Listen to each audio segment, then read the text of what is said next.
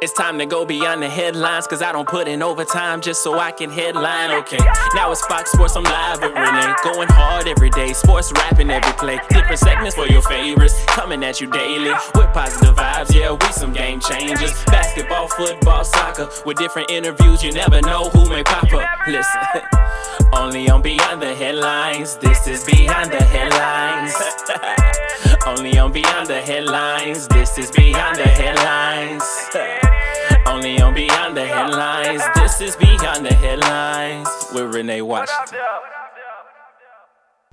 Welcome back to Beyond the Headlines with Renee Washington. It is time to get into all things NBA, and today joining us, we've got writer and editor from SB Nation, Christian Rivas. Christian, welcome to the show. Thanks for having me. I'm excited to get right into it because as we saw the phenomenal events around All-Star Weekend, all of us basketball fans knew that the real part of the season was beginning as we get into this final stretch as teams are making their push for the playoffs, making some roster changes, injuries have been happening, just a lot going on. I don't even know where to begin, but I'm going to start with the Lakers, since I'm a LeBron fan. We're going to get right into the Lakers. We've been hearing a lot of discussions around. I mean, they waived Troy Daniels. We've been hearing some names thrown around. J.R. Smith, Jamal Crawford, Dion Waiters as of Monday, who they said they're going to bring into practice. And, of course, by the time this airs, we have no idea what's going to happen. Something might have changed from our conversation since we were recording before Wednesday. But your thoughts on if any of these names really make sense for the Lakers, for what they need and for helping to strengthen their depth in their roster? Yeah, I think Jamal Crawford's pretty far down that list, even though he's a really fun player to watch. And I think, he's a good person.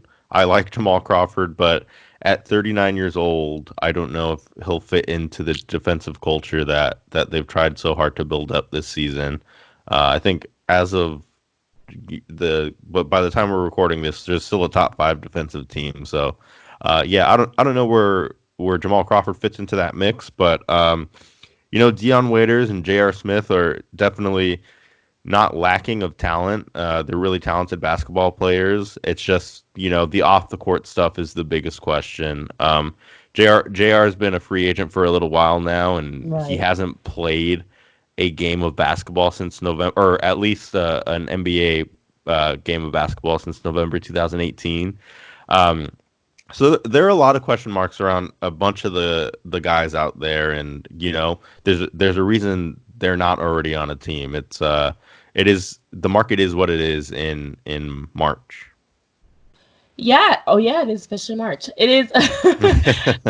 It is interesting because in years past, it's usually a flip where this is the time we see a lot of changes and some surprises. But it has been, I wouldn't say slower. It just has been uneventful, I guess. Like the names that we're talking about, even as we're having this conversation, it's not players that are going to come in and make a team suddenly a championship team or even a stronger playoff contender. Right. These are role players. These are guys coming off the bench, giving you a couple minutes here and there. So it's a shift without a doubt. Yeah, and I think that's surprising because outside of the Western Conference, the Eastern Conference, the 8 teams that are in the playoff picture right now are more likely than not the 8 teams that are going to be playing in the postseason, just because there's such a large gap between the 8th and 9th seed, which is why it's so confusing that players like Mo Harkless and Tristan Thompson just decided to stay on their really bad teams and didn't compete for a championship elsewhere, like in spite of the fact that they're on expiring contracts. I don't get the logic in it, but I mean, get your bag and do what makes you happy, I guess. Yeah, and it's interesting you bring up the Cavs because we did see the announcement that John Beilein is out. He has resigned, and we saw him and the Cavs really struggling this season in just 54 games. Coming into this team as a big name college coach in Michigan, it did not work. It did not fit, and now JB Bickerstaff steps up as head coach. Beilein is out.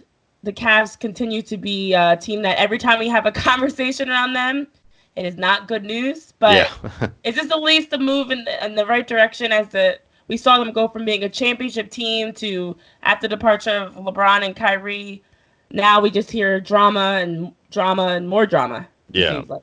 I mean, there was no shortage of drama even when LeBron was there. That's the thing Yes, that he's stands also. out to me about this year's Lakers team is there is such little drama. Like not a peep has come out of that locker room all season, and that's a stark contrast from last season when literally every player on the roster not named LeBron James was offered in that trade for Anthony Davis. I mean, he ultimately got what he wanted, but it definitely is interesting.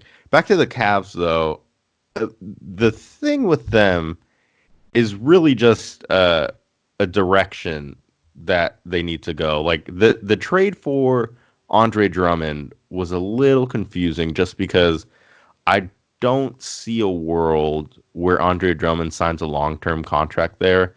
And if it does, it's not going to be because he wants to compete for a championship in Cleveland. It's really going to dictate the market. So yeah, him and Kevin Love. I was surprised to see Kevin Love still on the roster with with the knowledge that they're in a full-fledged rebuild right now. Two of their brightest young stars, if that's what you want to call them, played the same position. So that's something they have to sort out. But yeah, I think establishing a direction is priority number one going into the offseason for the Cavs. And I think hiring or bringing on player development coach like JB Bickerstaff is a step in the right direction. I agree, and I feel like at this point they could only go up, I guess. Yeah. I mean, they're in an Eastern Conference that essentially is wide open or more wide open than it's been in years past, and they're not even in the conversation, even close to being in conversation of being a playoff contender. So it says a lot for the fact that they really have hit rock bottom, essentially. So you'd like to think that they can only go up from here in rebuild mode. But there have been teams that we've seen that have tanked and haven't rebuilt as expected, being the Sixers as one of them. As we stay in the East, I mean, it has been one thing after the other for the Sixers. And now once we hear Ben Simmons is out with a back injury, have no idea when he's going to be back. Joel Embiid just hurt his shoulder. As of Sunday, we saw Josh Richardson go down he suffered a concussion in the first half and they're lost to the Clippers. Yikes. This is a team that was already underperforming, essentially. Couple questions here. Did the process fail? And are we possibly seeing a shift where we're no longer going to see Ben Simmons and Joel Embiid on the Sixers together and someone's making a move? As that's been the conversation that we've heard a lot, that those two don't work together and can't play together and whatever other negative dynamic we're hearing about there. Yeah, I don't know if I'm in the minority or majority just because I've seen so much talk of that on my timeline, but I don't think trading one of Ben Simmons or Joel Embiid is the answer. Agreed. If anything, you have to start by offloading Al Horford's contract or Tobias Harris's contract in conjunction with the little assets they have to get them that third star, somebody that can create their own shot, because really that's the only thing they're missing. I think they were expecting Ben Simmons somewhere along the line to make a leap offensively, make or even attempt. I think they'd settle for attempting a three-pointer would be nice, but he just hasn't done that yet, and you can't fault him. If he doesn't have the confidence to shoot that, every time he shoots it, it's a bad shot, and if he's just trying to play smart basketball, I guess, you really can't fault him there, but there definitely does need to be more of a development on Ben Simmons' part, even as impactful as a player he is without that three-point jump shot. And Joel Embiid, the question for him is always health, and whether or not he can get in a rhythm and be that dominant center everybody knows he can be. Because it seems like as soon as he starts making that push towards like the best center in the league conversation, something comes up and he has to start from square one all over again. So I think it's just really an unfortunate set of circumstances. But as far as talent goes and fit, I'm not as worried about Ben Simmons and Joel Embiid as others are. I tend to agree with you there, because I also think we are in the NBA era where you need to have 2 all-stars on your team. Right. I mean, that's as we look across the top teams in the league and you look at All-Star weekend and whether it's having 2 all-stars in the actual All-Star game or just somehow involved in the events, you need to have at least 2 all-star caliber players. Right. So to me, it never makes sense to get rid of one. I mean, we've seen it over the past. I'm not at all comparing them to Kobe and Shaq, but that duo comes to mind. I mean, there have been so many top duos over the years that everyone always wants to say it's got to be one or the other. We're seeing it with James Harden and Russell Westbrook in Houston right now. It's just everyone always feels like you can't have 2 stars, and we're now in the era of 2 stars. So right. I don't see why that move makes sense. But Al Horford, as you mentioned, his name has been brought up. Coming into this team, I know I was one thinking he was going to be a veteran leader that they need. He's got a playoff experience. He's been just a solid player throughout his career, but he's actually dropped off this year. His value, his stock has dropped off. He's not putting up the numbers that are expected, and he does definitely disappear at times. He's been put in the category of being on the chopping block, being traded. We see the Cavs, the Wizards, the Kings, I think the Pistons and the Warriors were even in the conversation of teams that he may be traded to. Yikes. I mean, it's disappointing to see, but is that the right move, in your opinion, to get Al Horford traded, bring in maybe someone younger, whatever might be necessary to kind of get the Sixers back or at least on the right track? Yeah, I think Al Horford's an interesting situation because I was going into the summer with you where I just thought he was going to push him over the top. There was a lot of talk about him feeling more comfortable playing the power forward position after playing center with the Hawks and the Celtics. And yeah, I think a lot of people were expecting him to be the final piece of that championship puzzle. The same goes with Mike Conley and the Utah Jazz. I mean, that was supposed to be a match made in heaven with him and Donovan Mitchell in that backcourt, and it just hasn't worked out.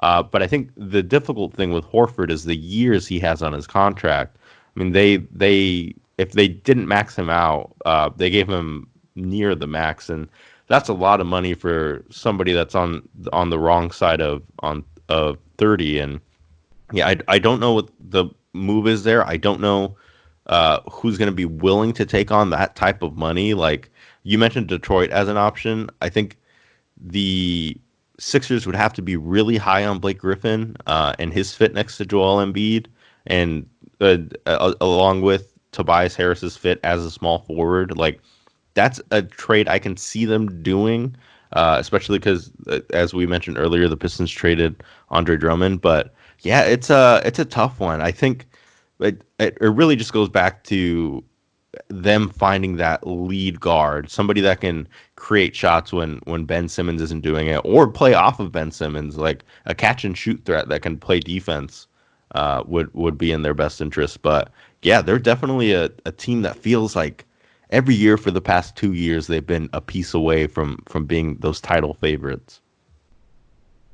Yeah, that's the thing. It has always been a discussion around, being one piece short or one play away or whatever it might be, Right. just falling short of that. But hey, we did see former G Leaguer Shake Milton have a career high 39 points against the Clippers. I don't know, maybe there's a positive there. But as we talk about all these teams, a common theme that I'm hearing is the fact that, the moves we saw in the offseason or just whatever it might be, whether it's the Cavs or a coaching move with John Beilein, whether it's looking at the Sixers, bringing in Al Horford, moves that we thought were going to fit or go one way and they did not. Are there any other teams right now? You talk about Conley and the Jazz. Any other teams right now that, as we get into March, we're getting towards the bigger part of this season, that you really are either underwhelming and underperforming, or the complete opposite, and they're a lot stronger than you anticipated as we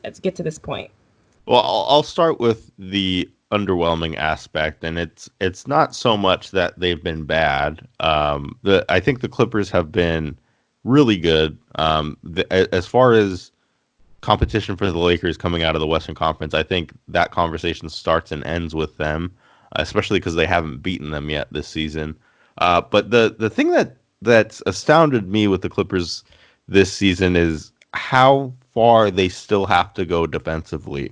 Because going into the season, you looked at their roster, guys like Patrick Beverley, Paul George, Kawhi Leonard, Ivica Zubac, guys that are lockdown defensive players. And, I last time I checked, I don't even think they're a top 5 defensive team. And I think everybody just assumed that they were going to be the best defensive team in the league. And that just hasn't happened. So I think that's a roster flaw that's going to come back to bite them in the postseason. Like, they have no shortage of offense with Lou Will, Paul George, Kawhi Leonard, and now Marcus Morris. But the defense still needs work, and it doesn't make sense why they're not a good defensive team yet. Exceeding my expectations, I'd probably say the Boston Celtics, just because I thought that hole at center was going to be a huge problem for them. But Daniel Tice has been like really, really good for them, despite only being 6'8". And I think if there's a team that's going to be playing the Bucks in the Eastern Conference Finals, it'll probably be the Celtics, because Jason Tatum just keeps getting better and better with each game, it seems like. Yeah, I could not agree with you more. I feel like we're on the same page right now, Christian. When I look at the Clippers, and I was just having a conversation with this because everyone on paper has automatically assumed that the Clippers are a shoo-in to win it all. And as we all know, there's a lot that can happen between now and the NBA championship, of course. But just looking at how their season has gone along so far, I do feel like there's something off. Like, I feel like they don't have the chemistry. They don't, like, something is not, it's not the transition, bringing in Kawhi Leonard and Paul George along with this team of underdogs, and talk about players like Lou Williams. I just don't see the mesh that everybody anticipated. Yeah. So I'm not sure if we're missing something. I'm not sure if there's, if we're maybe watching it and seeing something different than what's really going on. But just when you look at the numbers, especially on the defensive side, as you mentioned, that's a big issue. And right now they might be getting around it a little bit, but as you get into playoff time, as you mentioned, when you're talking about a best of 7 series, if you can't defend and keep it from becoming a shootout, essentially, that's where it can be an Achilles heel. So, definitely agreed. Your point to the Celtics. So, are you then penning them in as of now, as of the beginning of March, the top team in the East with the Bucks? Yeah, I'd say so. Only because I think the Raptors are really well coached. Like, I think Nick Nurse should be the unanimous favorite for Coach of the Year, because I don't think anybody expected the Raptors to be the second best team in the Eastern Conference after they lost Kawhi Leonard and didn't replace him with a star player. But yeah, I think off of star power alone, you look at Jason Tatum, Kemba Walker, and Jaylen Brown, and those are the types of players that are going to get you through playoff series. As much as I love Siakam and the depth that the Raptors have, the defensive mentality they play with, I love. I don't see that carrying them through like another Eastern Conference Finals. Like, the only reason they got there in the first place last year was, late game heroics by Kawhi Leonard. And if they don't have that guy, if they don't have that number 2 guy, to your point about having 2 superstars, it's going to be tough for them for sure. Yeah, without a doubt. I think it's the least exciting that we can have these conversations, whereas in the past we could literally predict the finals during preseason. I mean, essentially we had an idea, the Golden State Warriors and whichever team LeBron was on in the East, right? Miami, then when he was with Cleveland. But now we at least can have these conversations that we don't know, and every game and there's still a lot of unknown as we get into this part of the season. So, Christian, where can our followers and listeners follow you on social media to keep up with all of your basketball coverage? You can follow me at Rad Rivas. Most of my tweets are about basketball, but sometimes I'll tweet about something else, very rarely. And then you can find my work at silverscreenandroll.com. Primarily right now, I have bylines all over sbnation.com. But the Lakers is my main beat. So, silverscreenandroll.com. If you like Lakers coverage. Absolutely. I'm Team Lakers, Team LeBron, Team Lakers. as I am never ashamed to openly admit. But thank you so much, Christian, for joining us here on Beyond the Headlines with Renee Washington. I am curious and excited to see how everything continues to pan out as we are watching all these moves happening, injuries happening, and we're making the push towards the playoffs. So thank you for joining Beyond the Headlines with Renee Washington. It's been a pleasure having you on the show. Yeah, thank you.